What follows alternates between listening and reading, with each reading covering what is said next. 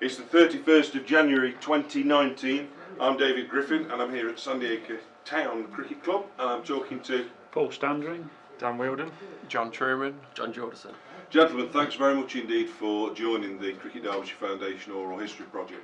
What I'd like to do really is start, I know you've got a wealth of cricketing experience and success here at Sandiacre, but if I could just start with you, Paul, what was your introduction to the game? I sort of first started playing, none of my family have played cricket, so I basically got introduced to the game through a friend, ended up playing for a couple of years at a local club, didn't really have a base at that particular time, called Risley CC. They've now got an established cricket club. But after a couple of years I moved with a mate at the time to Sandiacre, and that was about 1979. Initially played junior cricket, and I think I played my first senior game at about 1980. So. And what cricket was Sandiacre playing then? That was still Notts amateur? Still Notts amateur, yeah. Right, and you played right through until they went into the Alliance? Yep, played all the way through into the Alliance, and I was still playing when they went into the Derbyshire County League, and I'm sort of still making the odd appearance in the sort of it's between me and a wheelie bin, but I can drive, so I turn out for the thirds occasionally when they're very, very, very desperate.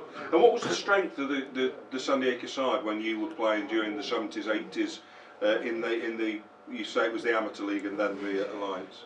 It was always a competitive side. When I started playing in the Notts Amateur League, when I first started playing, Peter Dunn was the first team skipper. Didn't have a great deal of success with the first side that I played in, but there was a group of lads that started to come through, starting with John and some of John's friends, and that's when some of the success started to come. Yeah. Dan, when did you first pick up a cricket ball? Probably about 4 or 5 years old, I'd imagine. Used to play on the drive with my dad against the bin, and then I was taken down to West Park, Sawlin Long Eaton Park Cricket Club. I played quick cricket there and at Harrington Junior School. So was your dad a cricketer or no, just back garden cricket? I think my parents took the view that they'd try me as many sports as possible and see what I was good at, and it happened to be cricket. So now they took me on the park twice a week, and that's where the love of the game came really. And then moved up through the senior teams. I played for Sawley Nottingham 11, so they had 4 teams that played in the Derbyshire League and 1 team that played in the Nottingham League. Played in the Nottingham 11, second team. Then I made my first team debut in the Premier League at about 15, I think. Right. You bowled against us actually. Yeah, I think it would have been, yeah. Yeah. I was a very young lad. John, when did you first pick a ball up in the bat? A little bit like Paul, I didn't come from a cricketing family. We played in the backyard, me and my brother, and showed an interest in the game. Our dad took us down to Long Eaton Park, again on West Park, who were actually called Long Eaton Methodists at the time, and stayed there till I was about 15 when Peter Dunn's son, tapped me up to come down here as a junior, and been out there ever since really. So that must have been, you'd reached a particular standard then that was sort of alerting other people to the possibilities. So I was playing at Derbyshire age group level at that time, yeah. Who were you contemporaries in the Derbyshire age group side? Wow. Chris Adams, Dave Adams. Right. Who else would it have been? Well, Johnny Owen was a bit younger. Tim Kirk. Yeah. Tim was the same age group. Yeah. Tim captained our 19 set up. We've had a lot of lads who've represented at that level. Yeah. Paul, you did, didn't you? Yourself and Chris Atwood both represented at under 19s level with Derbyshire. I played in the same team at Derbyshire with a lad called Paul Taylor. Yeah. Went on to JP. Yeah, went on to play. Yeah, played and for Andy England. Brown. For England, yeah, went to You Northampton. had Andy Brown as well. That's in right. your Yeah, setup, Andy Brown. Yeah. And John, When was your? Well, I sort of grew up on a cricket ground really, because my old man played at Long Eaton, so we used to go down there. Well, from the age, I remember sort of 2, 3 really. I was probably in a pram, I would have thought. So I played junior cricket at Long Eaton, played at school, which was Fairfield Primary School, and then I got to about the age of 11, and again I think it was Peter who spoke to me, my old man, who also played cricket to a decent sort of standard in the leagues. So we brought him here, and I think my dad thought that he'd rather myself and my brother sort of grow up on a decent cricket ground rather than West Park. Yeah. So we moved here when I was 11, and then I played junior cricket, obviously, to the junior sides here, and similar to Dan really, I must have made my first team debut about the age of 14, 15, I think it was. Was it a natural progression for Long Eaton cricketers to move to Sandiacre? Because there's a theme developing. I think it was more... it just because of the standard or the ground, facilities? About the facilities, yeah. Peter also. Yeah. Peter basically just used to poach people who Persuasive, were off decent, yeah. Well, I think you knew the cricket ground was there as a young kid. You'd go and play on West Park. You'd play football on there. Yeah. You'd go after school. You just knew the cricket ground was there. Whereas living in Long Eaton, as a kid, when you don't drive and get about that much yourself other than on your bike, you didn't necessarily know that Sandiacre was here until you started playing for then you realised, the big and better clubs that were out there. I'm mindful that I look at your triumphs as a cricket club, and obviously the 21st century has been almost wall-to-wall successes. I think 13 trophies, 5 Premier Leagues in national competitions, and we will come on to that. Was there any hint of that to come during your?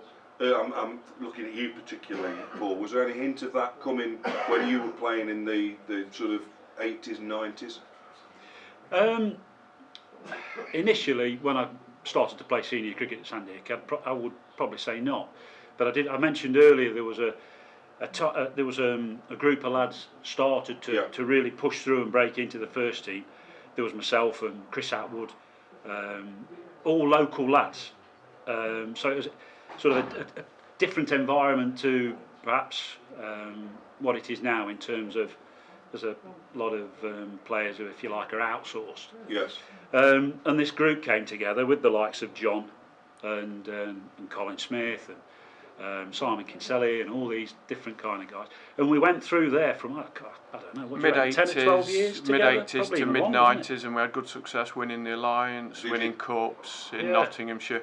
We were the top side in Nottinghamshire during that period before we came into the Derbyshire champion setup. of champions as well, didn't we? 1 year. Yeah, the Champions of Champions, which was the winners of the 4 Nottinghamshire competitions at the time.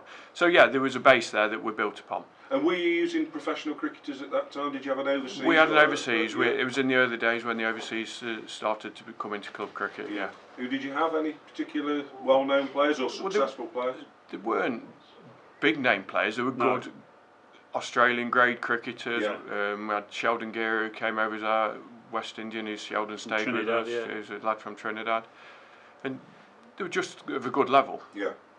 So when the change came in '99 to create Premier Leagues, what was it invitation? Were you considered for the Notts Premier League? How did it come about? I'm looking particularly at you two, Paul and John T, because you were playing at that time. I think we were courted by Derbyshire to go and join the Derbyshire setup. Right. And as a club, we made the decision to head towards Derbyshire. Because it was invitation, was it, at the time? Yes, to a degree, yes. We could have gone either way, but Derbyshire wanted us to get on board, and I think we were keen because we'd played the Derbyshire Cup cricket for years, the 60 over stuff as it was then, and always enjoyed the competition, thought it was a step up in standard. Yeah. Did you feel Derbyshire? You know, when you're right on the border, I come from Ilkeston, and people often say to me, is that in Nottinghamshire or Derbyshire? And I take great offence. How dare you? It's very firmly in Derbyshire. We certainly felt like outsiders for a while. Yeah, I think a lot of it depends depends when on... you first joined? Yeah, really? without doubt, is that because you got an NG postcode? I think it was just because we'd played in the Notts leagues. History for so long, Yeah. I mean, me personally, I'd played Derbyshire representative cricket. Right. And Derbyshire representative football as well, so I felt like a Derbyshire person, so to speak. Even though it's a Notts postcode, I've always felt Derbyshire. But John's right. When we first came in, there just seemed to be a bit of an edge to every game. Well, because we were a new set of faces, new club, and. But you dominated almost from the start. I mean, I've got to read this because it's in my notes. But you were Premier champions in 02, 04. You won the Premier Cup in 02, and you were ECB national champions in 03. So within 3 years of joining the Premier League, you were winning trophies. So you were playing in that side. So So won the first Derbyshire league trophy, I was still in the side. Yeah. And when we played at Lords, I'm glad to say I was still in the side. So John, who were your big rivals from the early part of the Premier League? Without a doubt, Oakbrook. Yeah. Yeah, without any doubt. Friendly rivalry or A good rivalry. More friendly now, I'd say. It's a lot more friendly now than what it was. Yeah, it was very competitive. So, but it's probably best to say it was competitive. Well, that's all right. But it was. Don't get me wrong. There was nasty times on the field, but there was always a sense that once the game was finished, you was always in the bar, Yeah. and you would always Yeah. have a pint and Yeah. have a laugh and a joke. Yeah. To be fair, so it was just a good rivalry, I'd say. Yeah. I'm mindful that I've got to address this to Paul and also to John too, but obviously 2003 was the first time you won the ECB. John was in as well. John played as well, yeah. Right. Oh, yeah. Sorry, Dan, we've got to leave you. I'll just sit here. It's fine. But to win the ECB National Club Championship, I know it's a knockout competition, so you're kind of at the lap of the gods, but to win it and be the best club in the country must have been an astonishing achievement. Is it something you can set out to win, or is it just, you know, you go through each round a game at a time? What was it like that season? I don't think we had any belief that we would be a national champion at that time. Now I think we enter it thinking we can win it, but back then, no, we didn't have any belief that we would be capable of winning it. We had a good, strong side. We I did, think but we always set out to Yeah. win a game, Yeah. but with the notion of setting out to win that competition as a competition, I don't think we did at the I time. think initially it was we entered the competitions because the first round was sort of early on in the season. They used to sort of get him as a bit of a say pre-season, but Right. And get that was it sort of regional, going a was it, bit. to start with? Yes, it's Yeah. regional. So at what point did you start to think get we excited? could get to Lords here, we could win it? Well, once you win the region, I always think you're only 3 or 4 games away, Yeah. so you start to get excited then. and also you're playing sides that you don't know. So I always find that that's a bonus as well. because So people that's don't- what, last 16? Yeah, we had a couple of good home draws down here, and I can't remember who we played a couple of sides out of the Yorkshire area and beat them, and we ended up with the Cavaliers away in the semi-final. We'd got a long history with the Cavaliers from our days in Notts. Absolutely. Obviously, and they Yeah. were a good, strong They side. were a strong side, probably. We'd always give a good account of ourselves, but they probably were top Who side. were of us. their outstanding players at that time, John? Lyndon Joseph Yeah. was one of the bowlers. Opening bowler. The batting was strong. Jacko was still down. Andrew Jackman. You had a young, Dominic Williamson on the. Yeah. He was an ex-pro from Leicestershire, Yeah, I think. Yeah. Oh, they had a lot. They They had had a a lot. A good side. Yeah. Yeah. You played them away in the semi? We played them Yeah. away in the semis, and there were a lot of people there. Quite a hostile environment, and we batted well. I can't remember the scores. I think we got posted around about the 200, and we had them 80 for 7, 80 for 8, and they never really challenged it. And it was a great day. And I remember the excitement when we came off the field that day. Knew that you were going to Lords. You felt Oh, like it was you'd already immense, won. wasn't it? Yeah. So how old were you, John? Just out of interest, you must have been a youngster. 2003. So Yeah.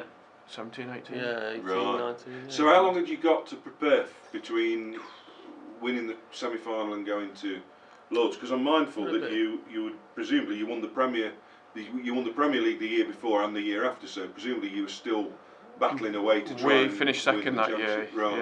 Yeah. I'd have thought we'd only got 3 Yeah, weeks. about 3 It weeks. wasn't long because we ended up with getting together club blazers and Yeah. trousers and shirts, ties, and it was all Really? bit frenetic. Yeah, really. the And transport. supporters, did you Yeah, we take took supporters? two Yeah. buses down. Did you? Yeah. Did you go the night before? Yeah, Yeah. it was a Before, yeah. So what was it fantastic. like? Where Oh, did you it was stay the awesome. night before then? They put us up in the hotel opposite the ground, and we had a meal the night before, which was attended by 50. Was it 50? Something of that nature. Anyway, they were good. They invited some of the Sandiacre and Bath with both committees. yeah. Right. And senior it was members Jeff of Miller, clubs. wasn't it, that did Yeah. sort of an Yeah. after Yeah. dinner speaking Yeah. type thing. It was brilliant. Did you drink? We didn't. No. Right. We didn't. Was that an instruction? Well, the or players just didn't. The players Right. didn't. Was It that an instruction to stay sober, or No, I think it was common sense. I think it was what about the self-imposed. opposition? I think they had a couple actually. Right. Yeah. But Bath had been, was it twice before? Yeah. Yeah. And to the final and Jeff lost. had spoke at the dinner the night before on a previous occasion when they'd lost, so we took it as a Yeah. good omen. And were you able to net at the nursery ground the day Yes. before? Yeah. Not Yeah, the day before, in the Right. morning. in the morning. So what was it like? I'm keen to know from you. You're a teenager almost, and Yeah. you're walking into Lords through the Grace Gates to play a game of cricket at Lords. Were you Nervous, yeah, Were you? very nervous, yeah. Very nervous. But you know, I took a bit of confidence from the semi-final, because I did quite well in the semi-final. But it was one of them where, yeah, I mean, I didn't have any lunch. It was a lovely T-bone steak, from what I remember, but I couldn't eat a single bit of it. Who batted first? We did. We did, yeah. We did. And John Good batted total. well. What did you get? Do you remember? It was about, was it 213? Yeah, Like that, yeah. early 200s. And how many overs per side? 45. 45. Did you think that was enough, John? We knew we'd be competitive, Yeah. but did we think it was enough? Probably a few short, really. It was a good pitch. Short boundary. Short Short boundary, boundary, one quick side, one outfield. side, yeah. They'd got a couple of good players, a couple of ex-Somerset lads. Who were they? Staunton. Yeah. And I think the other lad was a bowler who was at Gloucester. They had a young lad as well, didn't they? A young lad who ended up left signing straight it, after and yeah, went and to a signed pro to club. Gloucester. Yeah.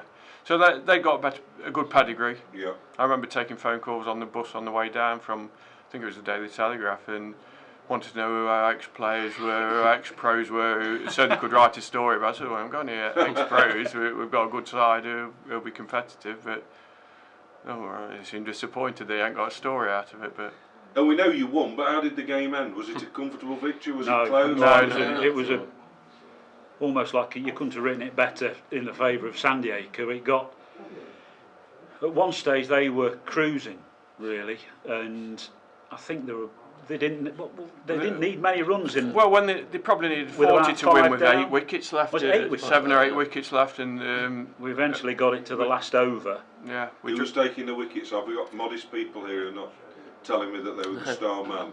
Irfan Orhak, He Big took- Cyril, as he yeah. was affectionately known as, he bowled incredibly well and He got took 4, I fourth. think, didn't he? Yeah. But it was complemented by some brilliant work behind the stumps by Yeah. Simon Kinsella. I mean, there was other lads chipped in with wickets, as well as the lads. I mean, John scored the bulk of the runs, but that was topped up by contributions from most of the lads. So it was to be honest, on the day it was a good And what was Good the winning team. margin? 1 run. well going into the last over. It's worth the tale. Yeah, absolutely. I think they needed 2 to win going into the last over, 1 wicket left, and I remember standing. I was captain the side, and Sheldon Gear was to bowl the last over, and Sheldon West Indies I was really laid back. I had to drag him up from fine leg to come and bowl the last over, bag of nerves, and we were bowling it. They had a really young lad, the lad who actually did go on to play at Gloucester, who was on strike, and he Third ball of the third over, ball, wasn't it top edged it down to third man, and we thought it was a chance, didn't Yeah. we? The lad down there sort of half went for it, and then he didn't, and then he took it on the bounce, and thought at that time that was our chance gone. And then we got next ball, we go out for a big LBW appeal, Yeah. and we all turned. I can remember turning to look at the umpire and sort of holding my breath, willing the finger begging to him go. virtually to give it. And I remember feeling my body slump and the breath coming out of my body when I realised I wasn't going to give him out.